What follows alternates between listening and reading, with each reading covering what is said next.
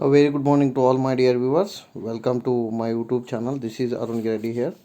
In today's class, we would like to explain the next part of global company, that is merits of global company ಅಥವಾ advantages of global company ಅಂತ ಕರಿತೀವಿ ನಾವು. ಜಾಗತಿಕ ಕಂಪ್ನಿಯಿಂದ ಆಗತಕ್ಕಂಥ ಅನುಕೂಲತೆಗಳೇನು ಅನ್ನೋದನ್ನು ನಾವು ಇವತ್ತಿನ ಕ್ಲಾಸ್ನಲ್ಲಿ ನೋಡೋಣ.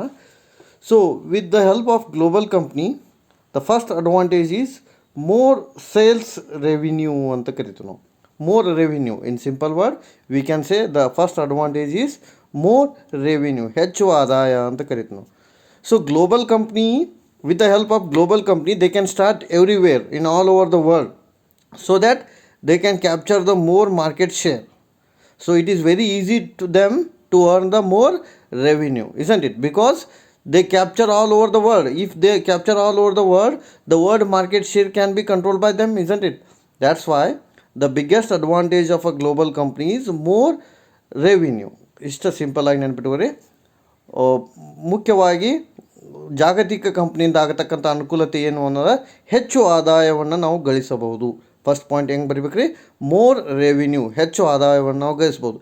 ಯಾಕೆ ಗಳಿಸ್ಬೋದು ಅಂತಕ್ಕೆ ಆನ್ಸರ್ ಒಂದು ಎರಡು ಲೈನ್ ಏನು ಬರಿಬೇಕ್ರಿ? Because global companies establish all over the world so that they can easily capture the market share. So it leads to more revenue. ಇಷ್ಟೇ ಬರೋದು ಸಾಕು. ಸೊ ಜಗತ್ತಿನಲ್ಲೆಡೆ ಬಹಳಷ್ಟು ದೇಶಗಳಲ್ಲಿ ಜಾಗತಿಕ ಕಂಪ್ನಿ ಇರೋದರಿಂದ ಸುಲಭವಾಗಿ ಅವರು ಹೆಚ್ಚಿನ ರೀತಿಯಲ್ಲಿ ಲಾಭವನ್ನು ಗಳಿಸಲು ಸಾಧ್ಯ ಆಗುತ್ತೆ. ಅದಕ್ಕೆ ನಾವು ಹೆಚ್ಚಿನ ಆದಾಯವಂತ ಕರಿತೀವಿ. ಆಮೇಲೆ ಎರಡನೇದು more resource and supplies. They can mobilise more resource and supplies. ಎರಡು ವರ್ಡ್ ಬರೀಬೇಕು, ಮೊಬಿಲೈಸ್ ಆ್ಯಂಡ್ ಸಪ್ಲೈಸ್ ಅಂತ. Mobilise the resource and supplies ಅಂದರೆ ಇದರ ಅರ್ಥ ಏನು ರೀ? ಹೆಚ್ಚು ಸಂಪನ್ಮೂಲವನ್ನು ಪಡೆಯುತ್ತಾರೆ ಹಾಗೂ ಪೂರೈಕೆ ಮಾಡುತ್ತಾರೆ ಅಂತ. So global company can easily mobilise the resource from all over the world. ಜಗತ್ತಿನೆಲ್ಲೆಡೆ ಇರತಕ್ಕಂಥ ಸಂಪನ್ಮೂಲವನ್ನು ಸರಿಯಾದ ರೀತಿಯಲ್ಲಿ ಸದ್ಬಳಕೆ ಮಾಡಿಕೊಂಡು ಎಲ್ಲರಿಗೂ ಬೇಕಾಗಿರ್ತಕ್ಕಂಥ ವಸ್ತುವನ್ನು ಪೂರೈಕೆ ಮಾಡ್ತಾರೆ, ಸಪ್ಲೈ ಮಾಡ್ತಾರೆ ಅಂತ ಹೇಳ್ಬೋದು. Take for example, India is exporting some vegetables or some jowar, wheat, ಸಾಂಬಾರು ಪದಾರ್ಥಗಳು ಎಲ್ಲನೂ ಇಂಡಿಯಾ ಎಕ್ಸ್ಪೋರ್ಟ್ ಮಾಡುತ್ತೆ.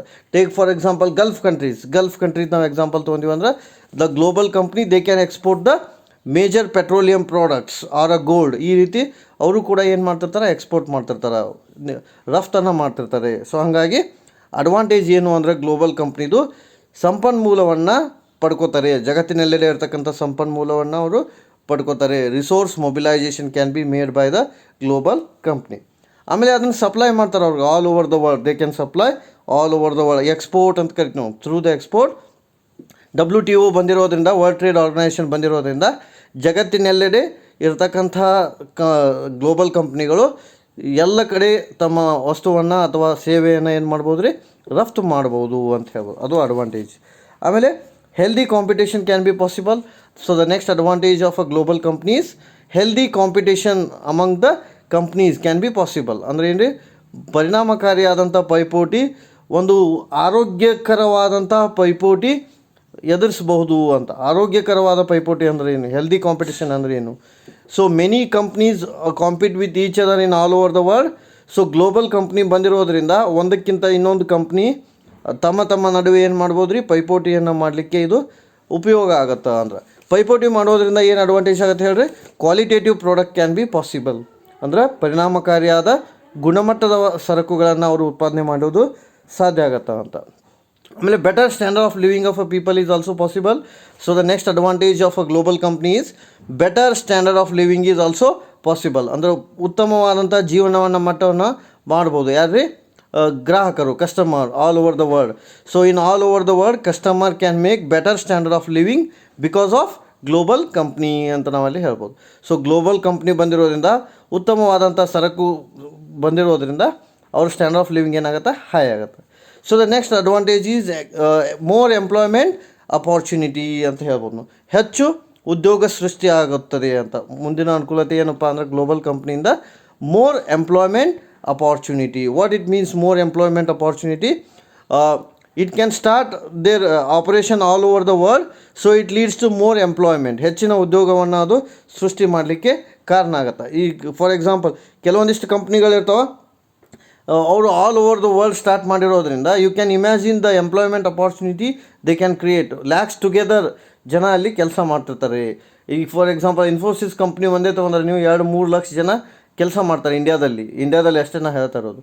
ಸೊ ಹಾಗಾಗಿ ಅದು ಗ್ಲೋಬಲ್ ಕಂಪ್ನಿಯಿಂದ ಆಗ್ತಕ್ಕಂಥ ಅಡ್ವಾಂಟೇಜ್, ಎಂಪ್ಲಾಯ್ಮೆಂಟ್ ಅಪಾರ್ಚುನಿಟಿ ಹೆಚ್ಚಾಗುತ್ತೆ ಅಂತ. ಆಮೇಲೆ ಸೇಫ್ಟಿ ಅಗೇನ್ಸ್ಟ್ ಮಾರ್ಕೆಟ್ ರಿಸ್ಕ್ ಅಂತ ಹೇಳ್ತೀವಿ ನಾವು. ಮಾರ್ಕೆಟ್ ರಿಸ್ಕ್ನ ತಪ್ಪಿಸ್ಲಿಕ್ಕೆ ಇದು ಸಹಾಯ ಆಗುತ್ತೆ. Safety hedge against market risk ಅಥವಾ ಸೇಫ್ಟಿ ಅಗೇನ್ಸ್ಟ್ ಮಾರ್ಕೆಟ್ ರಿಸ್ಕ್ ಅಂತ ಕರಿತೀವಿ. ಮಾರುಕಟ್ಟೆಯ ಅಪಾಯವನ್ನು ತಪ್ಪಿಸ್ಬೋದು ಗ್ಲೋಬಲ್ ಕಂಪ್ನಿ ಬಂದಿರೋದ್ರಿಂದ. ಯಾಕಪ್ಪ ಅಂದರೆ ನಮಗೆ ಯಾವ ಬೇಕೋ ಆ ವಸ್ತುವನ್ನು ನಾವು ತೊಗೋಬೋದು, ಆಮೇಲೆ all over the world start ಮಾಡ್ಬೋದು. So that somehow it will minimise the market risk. ಮಾರುಕಟ್ಟೆಯಿಂದ ಬರ್ಬೋದಾದಂಥ ಅಪಾಯವನ್ನು ಸ್ವಲ್ಪ ಮಟ್ಟಿಗೆ ಕಡಿಮೆ ಮಾಡಲಿಕ್ಕೆ ಇದು ಕಾರಣ ಆಗುತ್ತೆ ಅಂತ ನಾವಲ್ಲಿ ಹೇಳ್ಬೋದು. ಆಮೇಲೆ large customer all over the world. So ಮತ್ತೇನು ಇನ್ನೊಂದು ಅಡ್ವಾಂಟೇಜ್ ಏನು ಅಂದರೆ ಗ್ಲೋಬಲ್ ಕಂಪ್ನಿಯಿಂದ large customer all over the world ಅಂತ ಹೇಳ್ತೀವಿ ನಾವು. ಜಗತ್ತಿನೆಲ್ಲೆಡೆ ಹೆಚ್ಚಿನ ಗ್ರಾಹಕರನ್ನು ನಾವು ಹೊಂದಲಿಕ್ಕೆ ಸಾಧ್ಯ ಆಗುತ್ತೆ. ಅದು ಕೂಡ advantage of a global company. ಆಮೇಲೆ more market share, that is also advantage. ಹೆಚ್ಚು ಮಾರುಕಟ್ಟೆಯ ಶೇರನ್ನು ಹೊಂದೋದು ಅದು ಕೂಡ ಗ್ಲೋಬಲ್ ಮಾರ್ಕೆಟ್ದಿಂದ ಆಗ್ತಕ್ಕಂಥ advantage. More competitiveness, that is also advantage.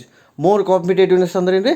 ಹೆಚ್ಚು ಪೈಪೋಟಿಯನ್ನು ಎದುರಿಸುವ ಸಾಮರ್ಥ್ಯ ಹೊಂದಬಹುದು. ಅದು ಕೂಡ ಗ್ಲೋಬಲ್ ಕಂಪ್ನಿಯಿಂದ ಆಗ್ತಕ್ಕಂಥ ಏನು ರೀ ಅಡ್ವಾಂಟೇಜ್ ಅಂತ ನಾವು ಹೇಳ್ಬೋದು. ಇವೆಲ್ಲ ಏನು ರೀ, these are the advantage of global company. Next let us discuss the disadvantage of global company. Global company ಅಂದರೆ ಜಾಗತಿಕ ಕಂಪ್ನಿ ಅಂತ ಕರಿತೀವಿ.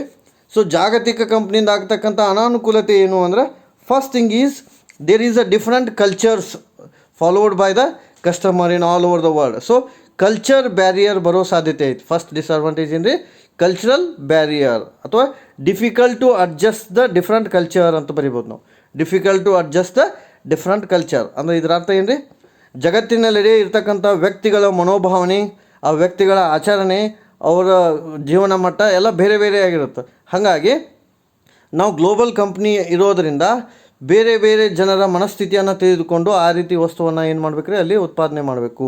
ಆವಾಗ ನಮಗೇನಾಗುತ್ತೆ ರೀ, ಈಸಿಯಾಗಿ ಮಾರ್ಕೆಟನ್ನು ನಾವು ಕ್ಯಾಪ್ಚರ್ ಮಾಡಲಿಕ್ಕೆ ಸಾಧ್ಯ ಆಗುತ್ತೆ ಅಂತ ನಾವಲ್ಲಿ ಹೇಳ್ಬೋದು. ಸೊ ಅದು ಕೂಡ ಒಂದು ಅಡ್ವಾಂಟೇಜ್ ಅಂತ ಹೇಳ್ಬೋದು ನಾವು. ಕಲ್ಚರ್ ಡಿಫ್ರೆನ್ಸಸ್ ಅಂತ.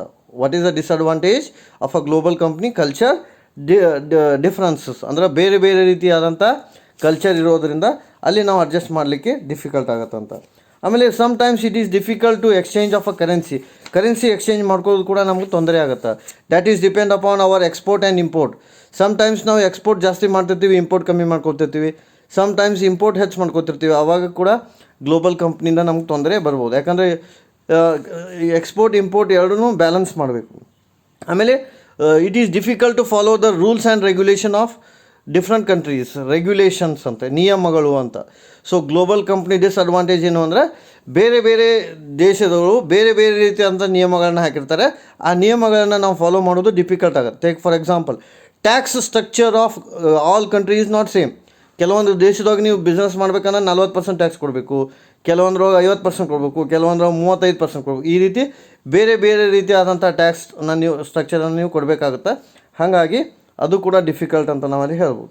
ಆಮೇಲೆ ಪ್ರಾಡಕ್ಟ್ ಕಸ್ಟಮೈಸೇಷನ್ ಮಾಡೋದು ಕೂಡ ಡಿಫಿಕಲ್ಟ್ ಟಾಸ್ಕ್ ನಮಗೆ. ಯಾಕಂದರೆ ಯಾವ ರೀತಿ ಪ್ರಾಡಕ್ಟ್ ಯಾರಿಗೆ ಕೊಡಬೇಕು ಅನ್ನೋದು ಕೂಡ ಒಂದು ತೊಂದರೆ ಬರ್ಬೋದು, ಗ್ಲೋಬಲ್ ಕಂಪ್ನಿಯಿಂದ ಆಗ್ತಕ್ಕಂಥ ತೊಂದರೆ ಅಂತ.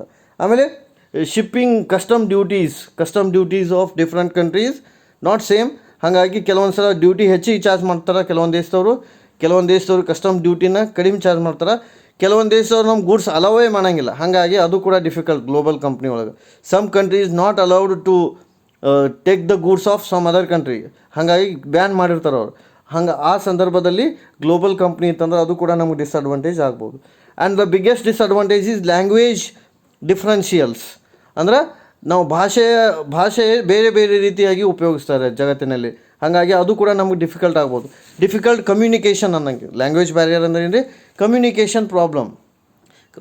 If you properly communicate with them, it is very easy to convince the customer and it is very easy to locate our goods. But sometimes what happens, if the language is not known by each other, then it is difficult by the company to launch their product, isn't it? ಹಾಗಾಗಿ global ಕಂಪ್ನಿಯಿಂದ ಆಗ್ತಕ್ಕಂಥ disadvantage ಕೂಡ ಅಂತ ಹೇಳ್ಬೋದು. ಯಾಕಂದರೆ language barrier ಬರೋದರಿಂದ ಅಲ್ಲಿ ಕಸ್ಟಮರ್ಗೆ ನಾವು ಏನು ಹೇಳ್ತೀವಿ, ಕಸ್ಟಮರ್ ಏನು ಹೇಳ್ತಾರೆ ನಮಗೆ ಅನ್ನೋದು ಮಿಸ್ ಮ್ಯಾಚ್ ಆಗುತ್ತೆ. ಅದು ಕೂಡ ಡಿಸ್ಅಡ್ವಾಂಟೇಜ್ ಅಂತ ಹೇಳ್ಬೋದು. ಕಲ್ಚರ್ ಇದು ಏನಂದರೆ language differences.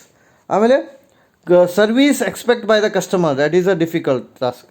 Service expect by the customer ಅಂದರೆ ಅಂದರೆ ಗ್ರಾಹಕರು ಬಯಸ್ತಕ್ಕಂಥ ಸೇವೆಗಳು. It is a very difficult task by a global company to match all customer needs, isn't it? Because some what the modern customer want actually QSP ನೆನ್ಪಿಟ್ಕೋಬೇಕು, quality service price. Quality should be good, better service and reasonable price. But what happen if you are making the quality goods, then you should not charge the less price. ಹಾಗಾಗಿ ಅಲ್ಲಿ difficult ಆಗುತ್ತೆ global ಕಂಪ್ನಿಗೆ. ನೀವು quality ಕೊಡೋಕೆ ಹೋದಾಗ, service ಕೊಡೋಕೆ ಹೋದಾಗ ಪ್ರೈಸನ್ನು ಏನು ಮಾಡಬೇಕಾಗತ್ತೆ ರೀ, ಹೆಚ್ಚಿಗೆ ಚಾರ್ಜ್ ಮಾಡಬೇಕಾಗತ್ತೆ. ಹಾಗಾಗಿ ಕಸ್ಟಮರ್ ಎಕ್ಸ್ಪೆಕ್ಟೇಷನ್ ಈಸ್ ಚೇಂಜಿಂಗ್. ಹಾಗಾಗಿ difficult to manage the customer expectation. Global company disadvantage ಏನು ಅಂದರೆ difficult to manage the customer expectation. ಗ್ರಾಹಕರ ಮನಸ್ಥಿತಿಯನ್ನು ತಿಳಿದುಕೊಳ್ಳೋದು ಅವರಿಗೆ ಸಾಧ್ಯ ಆಗೋದಿಲ್ಲ ಅಥವಾ ಡಿಫಿಕಲ್ಟ್ ಅಂತ ಹೇಳ್ಬೋದು. ಆಮೇಲೆ ಸಮ್ಟೈಮ್ಸ್ ದ ಪ್ರಾಡಕ್ಟ್ ಡಿಫೆಕ್ಟ್ಸ್ ಅಂತ ಕರಿತೀವಿ ನಾವು. ಪ್ರಾಡಕ್ಟ್ ಡಿಫೆಕ್ಟ್ಸ್ ಆಗುತ್ತೆ, ಅದು ಕೂಡ ನಮ್ಮದು ಡಿಸ್ಅಡ್ವಾಂಟೇಜ್. ಪ್ರಾಡಕ್ಟ್ ಡಿಫೆಕ್ಟ್ಸ್ ಅಂದರೆ ಏನು? Some product should not be same all over the world. ಕೆಲವೊಂದು ಪ್ರಾಡಕ್ಟ್ ಉತ್ಪಾದನೆ ಮಾಡುವಾಗ ಡಿಫೆಕ್ಟ್ ಬರ್ಬೋದು, ಆವಾಗ ನಮಗೆ ಡಿಫಿಕಲ್ಟಿ ಫೇಸ್ ಮಾಡ್ಬೋದು ಅಂತ. ಆಮೇಲೆ political risk is a biggest disadvantage to any global company. ರಾಜಕೀಯ ಅಸ್ಥಿರತೆ ಅಂತ ಕರಿತೀವಿ ನಾವು. ಪೊಲಿಟಿಕಲ್ ರಿಸ್ಕ್ ಅಂದರೆ sometimes in some different countries there is a war takes place. War ನಡೀತಾ ಇತ್ತು ಅಂದರೆ ಅವಾಗ difficult to launch our product, isn't it? ಹಾಗಾಗಿ ಗ್ಲೋಬಲ್ ಕಂಪ್ನಿಗೆ ಡಿಸ್ಅಡ್ವಾಂಟೇಜ್ ಏನಾಗ್ಬೋದು ಅಂದರೆ ಪೊಲಿಟಿಕಲ್ ಆಬ್ಸ್ಟ್ಯಾಕಲ್ ಅಂತ ಕರಿತೀವಿ ನಾವು, ರಾಜಕೀಯ ಅಡೆತಡೆಗಳು ಅಂತ.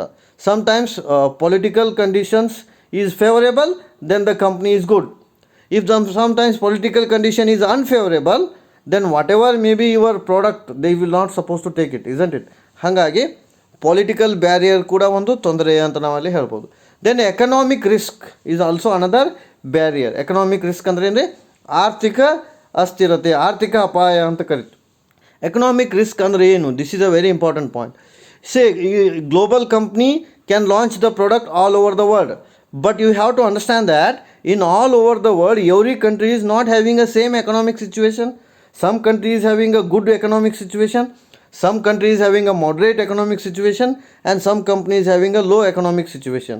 If you expect a low economic situation, your product should not perform well, isn't it? ಹಾಗಾಗಿ ಎಕನಾಮಿಕ್ ಸಿಚುವೇಶನ್ ಆಧಾರದ ಮೇಲೆ ನೀವು ಗೂಡ್ಸನ್ನು ಏನು ಮಾಡ್ಬೋದು ರೀ, ಲಾಂಚ್ ಮಾಡ್ಬೋದು. ಅದು ಒಂದು ಡಿಫಿಕಲ್ಟ್ ಟಾಸ್ಕ್ ಅಂತ ಹೇಳ್ಬೋದು. So these are all consider as a merits and demerits of global company.